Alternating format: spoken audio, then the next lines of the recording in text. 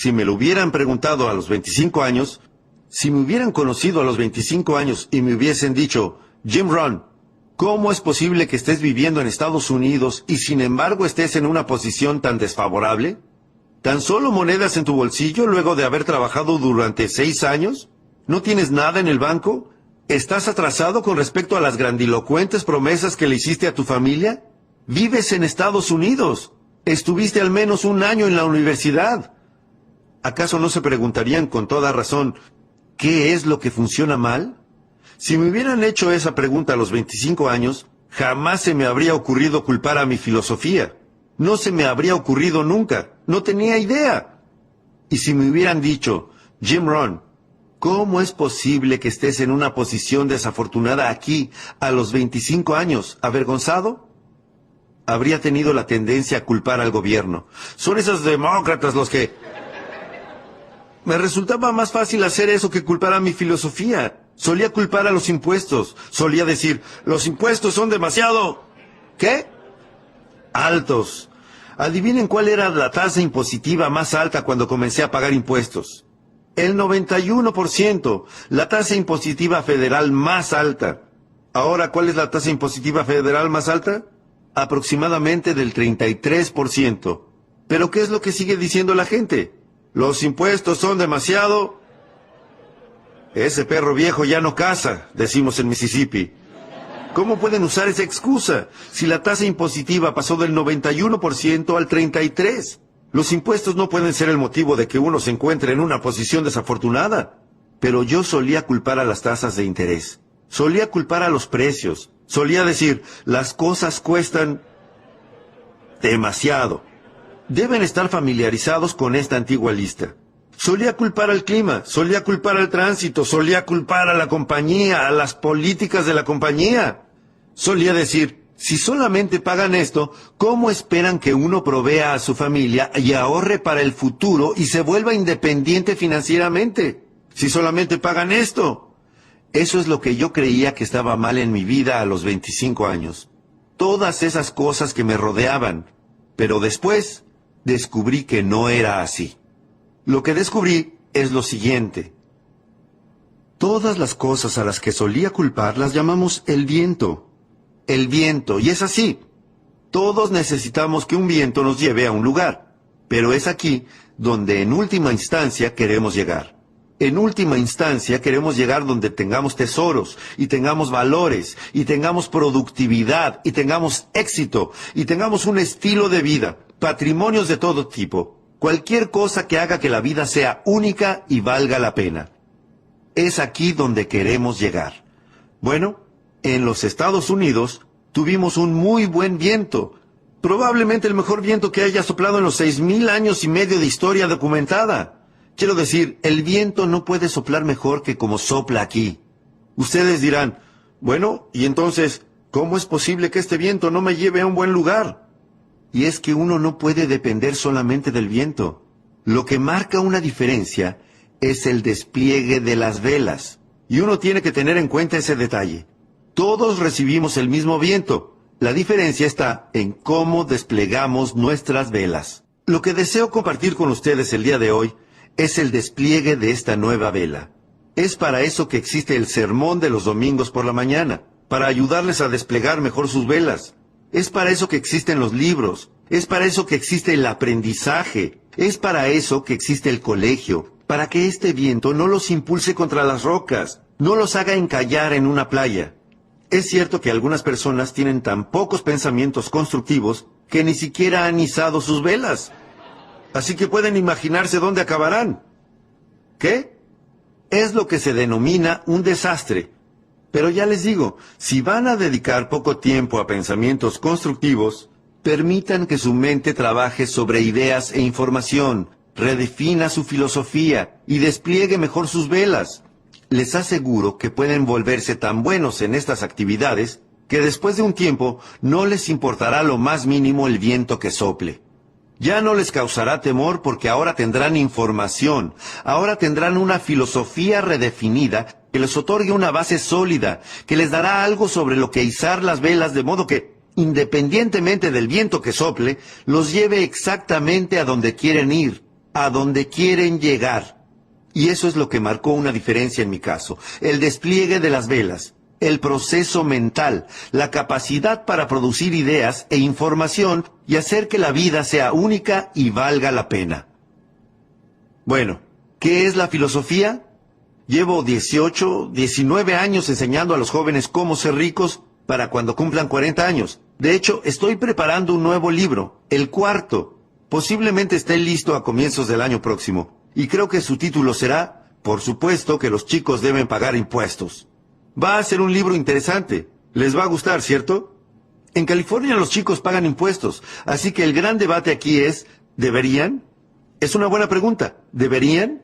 Si un chico de 8 años entra a un 7-Eleven y compra algo que cuesta $1, ¿qué le pide el propietario al chico? 7 centavos más. El chico dice, ¿para qué son los 7 centavos? El propietario responde, son los impuestos. Y el chico dice, pero solo tengo 8 años. El propietario contesta, felicitaciones, eres mi contribuyente más joven.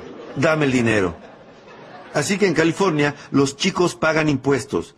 La cuestión del debate es si deberían hacerlo. Y mi libro responde que, por supuesto que los chicos deben pagar impuestos. Si uno quiere conducir su bicicleta por la acera y no por el barro, tiene que pagar 7 centavos. De modo que todos tienen que pagar. Esa es la instancia definitiva. Todos tienen que pagar. Para mantener la tiranía allí, lejos, y no aquí, hay que pagar. Los portaaviones son caros. ¿Cuánto creen que cuestan? No podemos reciclar misiles usados. Son cosas caras, así que todos tienen que pagar, incluidos los chicos. De modo que el debate es si los chicos deben pagar impuestos, y mi libro responde que sí. Por supuesto, los chicos deben pagar impuestos. Y ahora estuve enseñándoles a los jóvenes cómo ser ricos para los 40 años. Si comienzan cuando son adolescentes, es fácil, ricos para los 40. Para los 35 si son extremadamente inteligentes. Y la mayoría de los jóvenes piensan que son extremadamente inteligentes, porque apuntan a los 35, o mucho antes si encuentran una oportunidad única. Yo ya era millonario para cuando cumplí los 31, así que no tienen que esperar a los 35 si encuentran una oportunidad única. Pero bueno, cuando hablo con los jóvenes sobre cómo ser rico y poderoso, sofisticado y saludable e influyente, una vez que están convencidos me dicen, bueno, señor Ron, estoy preparado. ¿Cómo puedo lograr eso? Lo que les digo es lo siguiente. El punto de partida es su filosofía. ¿Y qué es lo que me preguntan? ¿Qué es la filosofía? Es decir, ustedes ya lo saben, es una palabra muy importante, ¿cierto? Para algunos jóvenes. Así que permítanme que les dé mi definición de filosofía, la misma que les doy a mis amigos adolescentes. Imagino que si puedo simplificarla para que ellos puedan entenderla, más fácil será que yo pueda entenderla más fácilmente. Nuestra filosofía es lo siguiente. Número 1. Es el conjunto de todo lo que conocemos.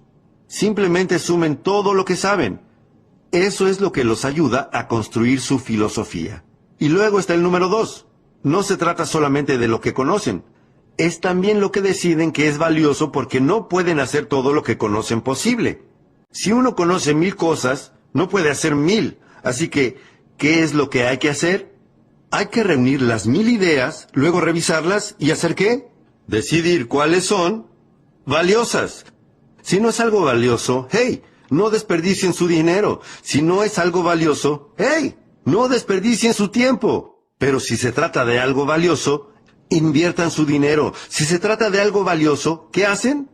Dediquen su tiempo y esfuerzo, si es algo valioso. Estas son las dos cosas que establecen nuestra filosofía. En primer lugar, reunir conocimientos. Es para lo que sirve el colegio. Reunir conocimientos, aunque no es el único fin. No es la única forma de establecer una filosofía. En primer lugar, reunimos conocimientos. En segundo lugar, revisamos todos nuestros conocimientos y decidimos cuáles son valiosos, cuáles no son valiosos, en qué no desperdiciar nuestro tiempo, a qué dedicar nuestro tiempo. Este proceso establece nuestra filosofía. Así que son dos elementos. En primer lugar, es muy importante conocer. Hay que saber. Eso es lo que les digo a mis amigos adolescentes cada vez que tengo oportunidad de hablar con una clase de alumnos del colegio o de la facultad, de la universidad. Hay que saber. Así que presten atención a la información que reciben aquí, en el colegio. Lo que piensen al respecto depende de ustedes, y lo que vayan a hacer con esa información pronto dependerá de ustedes. Pero mientras estén aquí, asegúrense de recibirla. Tengo una buena frase para mis amigos adolescentes. Es esta: no salgan del colegio sin ella. Es decir, no se vayan de aquí sin tener algo en lo que pensar y reflexionar. Les dije a los jóvenes del Newport Harbor High School, les comenté que no hay nada peor que ser tonto. Hay que saber. No tener dinero es malo, pero ser tonto, eso es realmente malo. Y lo que es muy, muy malo es no tener dinero y ser tonto. Es decir, no hay muchas cosas peores que esa, salvo que estés enfermo. Enfermo, sin dinero y tonto, prácticamente no se puede caer más bajo. Bueno, probablemente haya un escalón más. Feo. Pero bueno, eso es todo, ¿no? Feo, enfermo, sin dinero y tonto. La peor perspectiva en la vida. Así que hay que saber, hay que tener información. Y como eso es cierto, corrijamos un par de clichés. Son estos. Corrijámoslos. Este es un público inteligente. Corrijamos un par de antiguos clichés. El primero: lo que uno no sabe, lo lastimará. Simplemente realicen esa inteligente corrección. Lo que uno no sabe, lastimará su cuenta bancaria. Si uno no sabe algo, lo que no sabe, lastimará su salud. Lo que uno no sabe, lastimará su futuro. Lo dejará con una billetera vacía y un corazón vacío. Lo que uno no sabe. Pregúntenle a una persona de 50 años que no tenga dinero y solo hagan unas pocas preguntas. ¿Qué es lo que descubrirán al poco tiempo? Que es un buen tipo, pero que no sabe. Así que hay que saber. Otro antiguo cliché. Corrijámoslo. La ignorancia no es dicha. La ignorancia es pobreza. La ignorancia es devastación. La ignorancia es tragedia. La ignorancia es enfermedad. Todo se desprende de la ignorancia. Así que hay que saber, hay que tener información. ¿Y dónde conseguimos las ideas e información que pueden ayudarnos a transformar nuestras vidas? Analicemos la información. Este es el primer lugar. EP. Experiencias personales. Esa es una manera de pescar ideas, a partir de las propias experiencias personales. ¿Cuál es una manera de hacerlo bien? Hacerlo mal. La clave es no dejar que consuma mucho tiempo. Si uno estuvo haciendo las cosas mal durante 10 años, le sugerimos que ya es suficiente. No recomendamos otros 10 años solo para demostrar que se tiene razón. No. Si uno está sin dinero al cabo de 10 años, ¿no podemos evaluar eso? Y sí. Me reuní con el señor Schoff. Había estado trabajando hacía 6 años, y él dijo: señor Ron, ha estado trabajando durante 6 años. ¿Cómo le está yendo? Le respondí: no muy bien. Me dijo: le sugiero que ya no siga así. ¿Va a seguir así otros 6 años? ¿No le gustaría que los próximos 6 años fueran completamente diferentes a los últimos 6? Y le contesté: sí, señor. Me dijo: en primer lugar, vamos a descubrir qué hizo mal. Vamos a modificar eso para que los próximos 6 años sean completamente diferentes a los últimos 6. Y el motivo por el cual los seres humanos pueden lograr eso es que son seres humanos. No son gansos, ni arañas, ni cocodrilos. Los seres humanos pueden hacer a un lado los últimos 6 años y crear 6 años nuevos y distintos en cualquier momento que lo deseen. Yo lo hice. Si yo lo hice, un chico granjero de Idaho, criado en medio del anonimato, cualquiera en esta sala puede hacerlo. Así pues, número 1, aprender de sus propias experiencias. En segundo lugar, EOP. Anoten eso. Las experiencias de otras personas. Es la razón por la que estoy aquí. Soy una de esas otras personas. Si yo llego y comparto mi experiencia con ustedes, no hay manera de saber de qué podría estar salvándolos. Tienen que escuchar a las otras personas. Los puede salvar de la bancarrota. Escuchar a alguien los puede salvar del divorcio. Escuchar a alguien los puede salvar de perder una amistad. ¿Sí? Escuchar a alguien los puede salvar de una tragedia. Los puede salvar de caer del cielo. Los puede salvar de un desastre cardiovascular. Los puede salvar a ustedes. Así que las demás personas pueden ser valiosas. Y las otras personas se dividen en 2 categorías. Son estas. Número 1, las que fracasaron. Hay que escuchar a los que fracasaron. Es una pena que los que fracasaron no den seminarios. Yo les digo que sería algo valioso. Llega un hombre que cometió errores en su vida durante 40 años y ustedes tienen que decir, John, ¿pasarías un día conmigo? Traeré mi diario, tomaré buenos apuntes. Cuéntame cómo un hombre apuesto como tú, que tiene una hermosa familia y todo tipo de razón para que las cosas le salgan bien, puede echar todo a perder. Cuéntame cómo lo arruinaste. Yo tomaré apuntes. Así que aquí hay una pista. Aprendan de lo negativo al igual que de lo positivo. Aprendan del fracaso al igual que del éxito. Ese es el motivo de que la Biblia sea tan buen libro. Soy un amateur, pero les digo que es un buen libro. Tiene una lista de historias de ambos lados del mostrador, historias humanas. Una lista de historias humanas que figuran en la Biblia se llama ejemplos. Hagan lo que hizo esa gente y vean cómo resultó. ¿Y sobre qué es la otra lista? Advertencias. Advertencias. No hagan lo mismo que estos bobos. Sería un desastre. ¡Qué buen libro! Con 2 grupos de historias sobre el lado positivo y el negativo. Así que aprendan del fracaso al igual que del éxito. En nuestro ciclo sobre liderazgo, enseñamos a descubrir lo que los pobres leen y lo que no leen. Caramba, esto es fácil de aprender. Descubrir cómo hablan. ¿Y qué? Cómo no hablan. Descubrir el lenguaje que usan y el que no usan. Descubrir a qué le echan la culpa y conseguir una lista diferente. Se los repito, aprender del fracaso, aprender de la tragedia. Ahora pasemos a la otra cara de la moneda.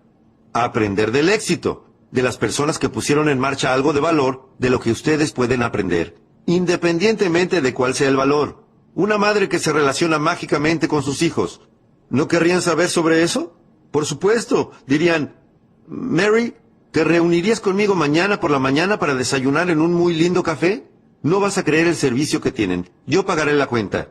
Ella dirá, bueno, se reunirá con ustedes mañana por la mañana para desayunar. Dirán, Mary, tengo que saberlo. ¿Dónde aprendiste a relacionarte mágicamente con tus hijos? Ella responderá, bueno, para serte honesta, hasta hace 3 años mis hijos estaban fuera de control. Y entonces leí este libro. Asistí a esta clase y me dieron un programa de 3 pasos, y lo estuve usando los últimos 3 años, y así es como me relaciono mágicamente con mis hijos. ¿Sería un desayuno valioso? ¿Pagarían la cuenta? Por supuesto. Podría salvarlos de mucho sufrimiento y colocarlos en el camino hacia la riqueza, y el poder, y el éxito. Y de eso se trata recibir información de otras personas. Esta es una parte de cómo hacerlo. Número 1. Mirar. Observar lo que está pasando. Algunas personas lo están haciendo bien. Y algunas personas lo están arruinando. Solo miren lo que ocurre durante el día. Miren lo que pasa. Hay una buena frase para tener en mente por el resto de la década de 1990 y para prepararnos para el siglo XXI. Presten atención. No se permitan simplemente dejar pasar el día. En liderazgo, analizamos el hecho de que la mayoría de las personas simplemente intentan llegar al final del día. Lo que las personas sensatas hacen es esto. Aprenden del día. Aprenden algunas lecciones antes de que el día termine, solamente con mirar lo que ocurre. Número 2. Escuchar. Tienen que convertirse en buenos oyentes. Es un desafío escuchar bien. Les explico por qué. Tantas voces solicitan nuestra atención. ¿Cómo se hace para prestar atención a todas las voces hoy en día? Les digo que es un desafío. Voces en la radio, y voces en televisión, y voces religiosas, y voces de publicidades, y voces de avisos comerciales, voces familiares, voces de la comunidad, voces políticas, voces de todo tipo. ¿Cómo hacemos para atender todo eso y no perder tiempo con voces que no son importantes? Les digo que es un desafío. Pero tienen que hacer como cuando encienden la radio. Le quitan la estática, quitan lo banal, quitan lo que les resulta tonto, encuentran una voz valiosa, se quedan allí un rato. Sigan sintonizando, encuentren una voz valiosa, quédense allí un rato. Esa es la clave. El domingo a la mañana les pedimos que vengan. ¿Y qué? Que se queden un rato, escuchen una voz valiosa. Les pedimos que vengan al seminario. ¿Y qué? Que se queden un rato. Por eso es que grabamos algunas de estas cosas en cassette, para que puedan quedarse un rato. Cuando tengan las manos ocupadas y la mente libre, transformen sus autos en un aula móvil y simplemente quédense escuchando un rato a alguien que tenga algo valioso para compartir.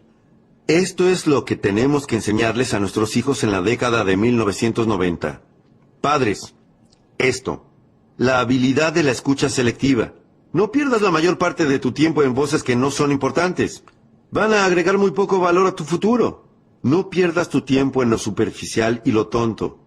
Mucho de eso pasa en California. Lo superficial y lo tonto. El otro día estaba en Kansas City. No habían escuchado estas afirmaciones ni todas estas cosas que pasan aquí en California. Quiero decir, California en parte es rara, ¿verdad? California. Le dije a la gente de Kansas City, algunas personas en California están frotando cristales para ser exitosos. No lo creerían. Algunos, ¿qué hacen? Duermen bajo pirámides. Quiero decir, California en parte es rara. Afirmaciones, grabaciones de pistas múltiples, subliminales, bombardeos a tu preconsciente, subconsciente, te desprograman, te reprograman, es decir, olas y gaviotas, es decir, cosas raras que no llegaron a Kansas City. Y bueno, ustedes saben, California, increíble.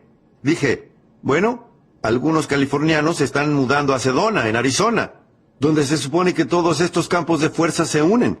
Y si frotas cristales y duermes bajo una pirámide en Sedona, bueno, cambias tu vida para mejor. Pero bueno, olvídense de eso.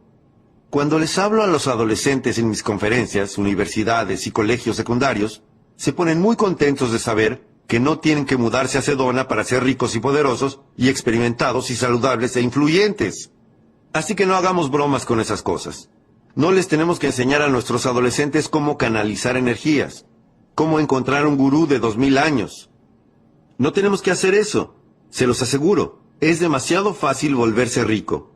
No hay que bromear con cosas tontas, ¿correcto?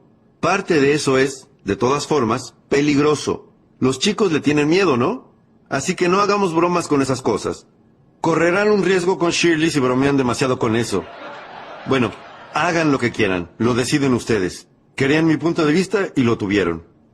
Pero bueno, no tienen que caminar sobre fuego, no. No tienen que hacer algo espectacular. Hay algunos motivos simples, fáciles, básicos por los que las personas como yo, a los 25 años, y en la ruina, no indigente, sino en la ruina, con monedas en el bolsillo, nada en el banco, muy lejos de las promesas de mi bocota, no les va bien.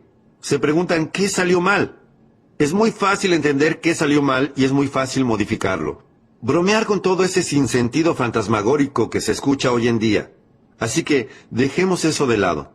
Algunas cosas buenas, básicas, fundamentales y sólidas que los chicos puedan entender. ¿Sí? Los chicos no necesitan tener su parapsicólogo privado para que les digan cómo va a ser su futuro.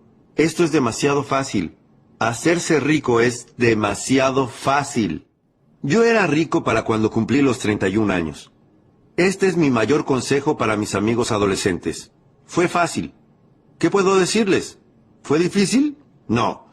Fue fácil. Era millonario a los 31. Permítanme contarles cómo lo logré. Tengo 3 razones por las que era rico para cuando cumplí los 31 años. Permítanme que se las diga. Número 1. Vivía en Estados Unidos. Es decir, ¿cuánta más suerte se puede tener? En Estados Unidos es fácil. Por eso todos quieren venir aquí. Las personas no han planeado y planeado durante 50 años diciendo, si pudiese ir a Polonia todo sería estupendo. No, no. Los balseros no tratan desesperadamente de llegar a Vietnam. No, no están atravesando el alambrado para tratar de entrar en México. No. Neil Diamond dice que pareciera que todos se dirigen hacia... Todos están viniendo a Estados Unidos. ¿Por qué? Todos quieren venir aquí por todos los medios posibles para llegar aquí. ¿Por qué? Porque en Estados Unidos es fácil. Así que si van a irse a sus casas con una idea, vayan a sus casas con esto. El señor Ron nos recordó que en Estados Unidos es fácil. Él era rico cuando cumplió los 31 años. En Estados Unidos es fácil. En Bangladesh es difícil. Llévense eso a casa. ¿Cuál es el ingreso anual promedio en Bangladesh? $120. Eso es difícil. Distingan difícil de fácil. En Estados Unidos es fácil. En Camboya sería difícil. El Khmer Rouge asesinó a 2 millones de camboyanos para que el comunismo funcionara. Es difícil. En Estados Unidos es fácil. En India sería difícil. En estos días están pasando penurias, complicado. En Estados Unidos es fácil. En China sería difícil. Realmente difícil. Subrayen realmente y hagan un estudio. Es difícil. Estados Unidos, fácil. Y ahora, en unos 90 días, podrán memorizarlo. Les digo que eso es todo lo que necesitan. Yo era rico para cuando cumplí los 31 años. Yo vivía en Estados Unidos. En Estados Unidos es fácil. Ahora, número 2. Yo encontré una oportunidad. Todo lo que uno tiene que hacer en Estados Unidos es buscar una oportunidad. Aprovechar la primera que se presente, ¿sí? Intentarlo. Si esa no es la que cuenta, llevará a otra. Una puerta se cierra, otra puerta se abre. Eso es lo apasionante sobre Estados Unidos. Está lleno de oportunidades. Una posibilidad de intentarlo, ¿y luego qué? Intentar de nuevo, ¿y luego qué? ¿Intentar de nuevo? Nunca se acaban las oportunidades de intentarlo. Vean si no pueden mejorar sus vidas y su salud y su futuro y sus cuentas bancarias y sus ingresos. Amasen sus fortunas aquí. Yo vivía en Estados Unidos, número 1. Encontré una oportunidad, número 2. Número 3. Encontré un maestro. Qué cosa tan grande, gloriosa y única fue eso para mí en aquel momento de mi vida. Encontré un maestro deseoso de enseñarme, y sus enseñanzas venían en 2 partes. Eran así, muy simple. Número 1, señor Ron, evidentemente cometió errores entre sus 19 y sus 25 años. Eso podía entenderlo bien, pero no se limitó a eso. Dijo, estas son las respuestas sobre cómo modificar todo los próximos 6 años, para que los próximos 6 años no sean como los últimos 6. ¡Qué maestro tan increíble! Me enseñó cómo tener 6 años nuevos y distintos. ¿Los primeros 6? ¿Qué? Cometí errores. ¿Los segundos 6? ¿Qué? Hice las cosas bien. Los segundos 6 años me convertí en millonario. Durante los segundos 6 años, el gobierno fue prácticamente el mismo, se los aseguro. ¿Cómo eran las tasas de interés? Iguales. ¿Cómo era la escala de sueldo? Igual. Dios sabe que mis parientes negativos eran iguales. Las circunstancias eran prácticamente iguales. ¿Cómo era la economía? Igual. Los sindicatos y sus filosofías? Iguales. ¿Cómo era lo que sucedía a mi alrededor? Igual. Entonces, ¿cómo es posible que me hiciera rico esos segundos 6 años? Yo no era igual. Yo había cambiado. Señor Ron, si usted ¿puede hacerlo cualquiera? Sí. Los invito a realizar ese viaje en el momento en que lo deseen. Pueden seguir siendo iguales y que los próximos 6 años sean como los últimos 6. Pasen la mirada sobre los últimos 6 años y les aseguro que los próximos 6 años de sus vidas serán iguales a los últimos 6 a menos que ustedes cambien.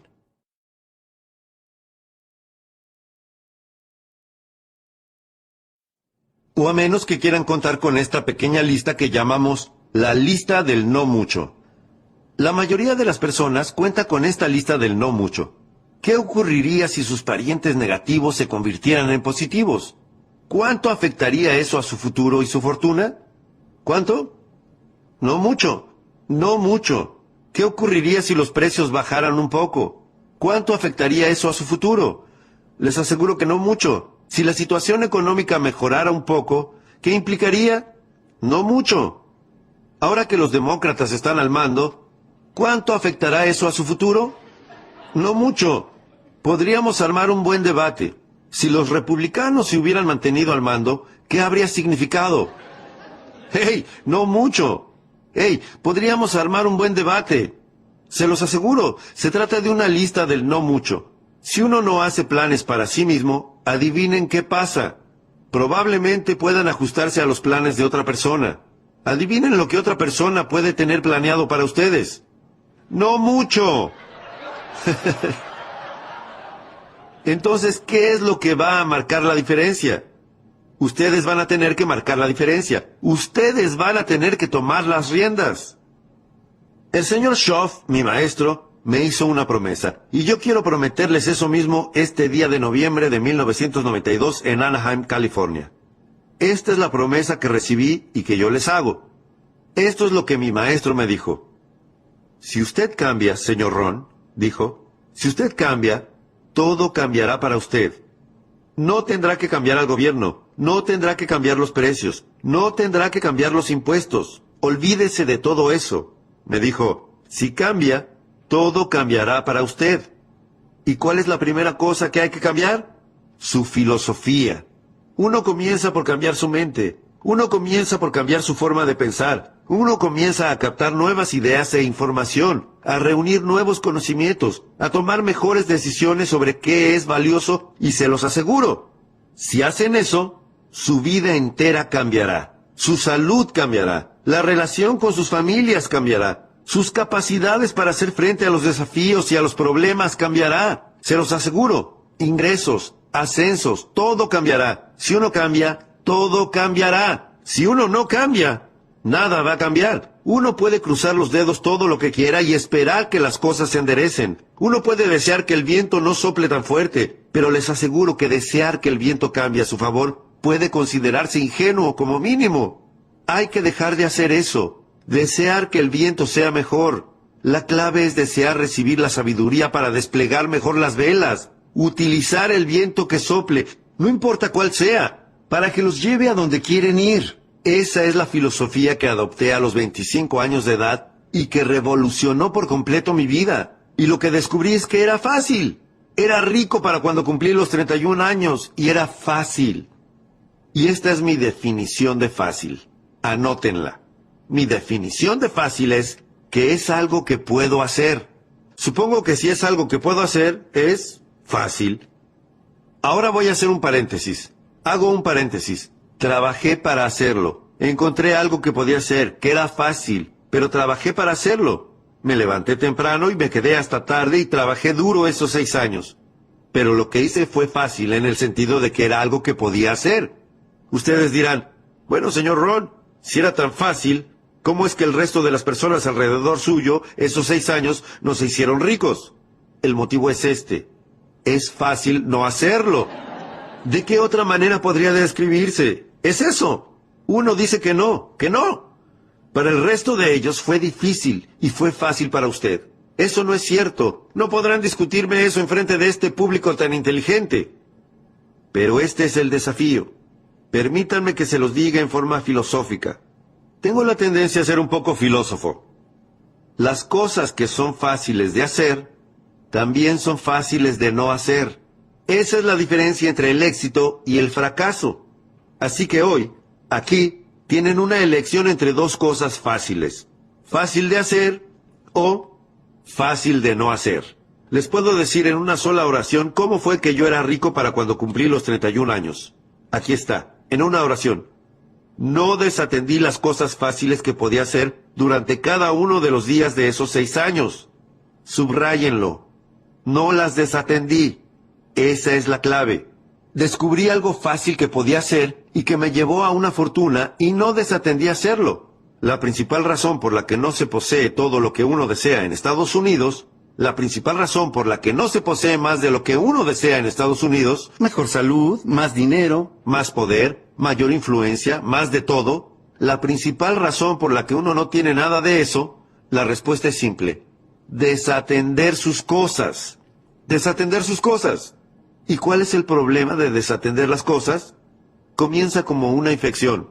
Y si uno no se ocupa de eso, se convierte en una enfermedad y surge otro problema. El desatender una cosa lleva a desatender otra. Si uno deja de hacer cosas inteligentes con su dinero, seguramente dejará de hacer cosas inteligentes con su tiempo.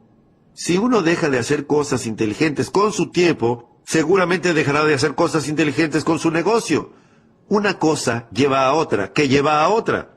Al poco tiempo, la desatención los estará sujetando del cuello, vaciándoles los bolsillos, vaciándoles el corazón, vaciándolos de todas sus oportunidades de obtener patrimonios y poder y todas las cosas buenas. Desatender sus cosas. ¿Qué ocurriría si uno debiera caminar alrededor de su cuadra a diario para mejorar su salud y no lo hiciera? Les aseguro que estarían siguiendo el camino equivocado. Deberían hacerlo, podrían hacerlo, y no lo hacen. Es lo que llamo la fórmula del desastre. Todo lo que uno debe hacer es permitir que esas y otras varias cosas se acumulen durante 6 años, y estarán conduciendo un automóvil que no quieren conducir, vistiéndose con lo que no quieren vestir, viviendo donde no quieren vivir, haciendo lo que no quieren hacer. Tal vez después de convertirse en quien realmente no quieren convertirse. Les aseguro que así es. Simplemente sigan desatendiendo sus cosas, sigan a la deriva, y la situación los tendrá sujetos del cuello. Se llevará lo que tengan de valor. Los dejarán solo con un puñado de polvo en el viento veraniego y pronto se habrá ido. Espero que haya sido claro. Esa es la situación. Allí es donde me encontraba a los 25 años, hasta que mi maestro vino y me dijo, señor Ron, hasta ahora estuvo cometiendo errores. Veamos si podemos arreglar y cambiar todo eso. Cambié mi vida. Y no solo en cuanto al dinero. Todas las demás cosas de valor que llegaron cuando comprendí que era yo. Era yo. Así que tomen el camino fácil. Es algo fácil de comprender. Volverse rico es fácil. Yo se lo enseño a los adolescentes. ¿Cómo ser rico a los 40? A los 35 si son extremadamente inteligentes. No es algo difícil. Mucho de esto aparecerá en mi nuevo libro para chicos. Los chicos deben pagar impuestos. Adoro enseñar a los chicos a tener iniciativa.